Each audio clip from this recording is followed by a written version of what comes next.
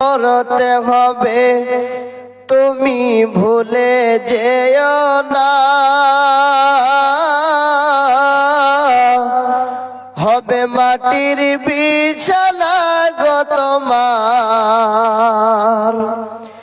আসল ঠিকানা। হবে মাটির বিছানা গো তোমার, আসল ঠিকানা।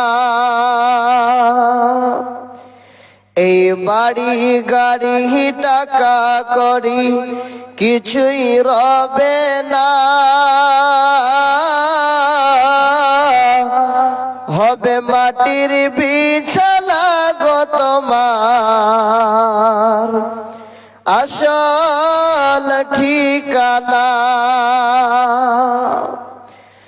আপন জনের কান্না যত সবই শুনতে পাবে, বুক ফাটবে তো মুখ ফাটবে না, কেমনে জবাব দিবে। আপন জনের কান্না যত সবই শুনতে পাবে, বুক ফাটবে তো মুখ ফাটবে না, কেমনে জবাব দিবে। কি করে বুঝাবে তুমি মনের বেদনা,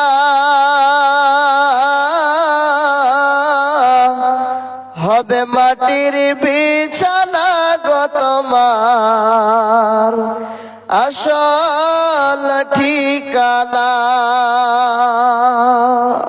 উপস্থিত আজকের চলমান সভার সভাপতি সাহেব, ওই স্টেজে বসে থাকা উস্তাদে মোহতারাম,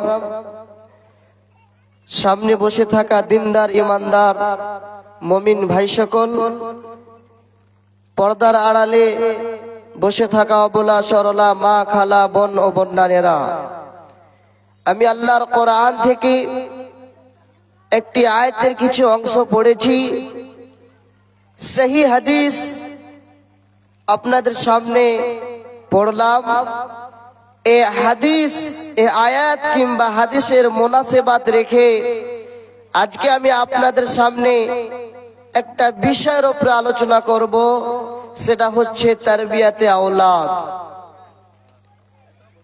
অর্থাৎ আপনার সন্তানকে কিভাবে আপনি মানুষ করবেন, কিভাবে তার জিন্দেগিকে সাকসেস করে তুলবেন, কিভাবে ভবিষ্যতে তার জন্য তার ভবিষ্যৎকে কামিয়াব করবেন, সাকসেস করবেন, এই বিষয়ে আমি আলোচনা করব।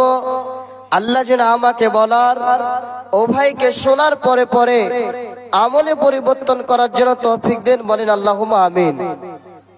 ভাইজান আমার, তবে আমি আয়াত পড়েছি, আপনারা জ্ঞানী মানুষ, কোরআন ও হাদিস বুঝেন।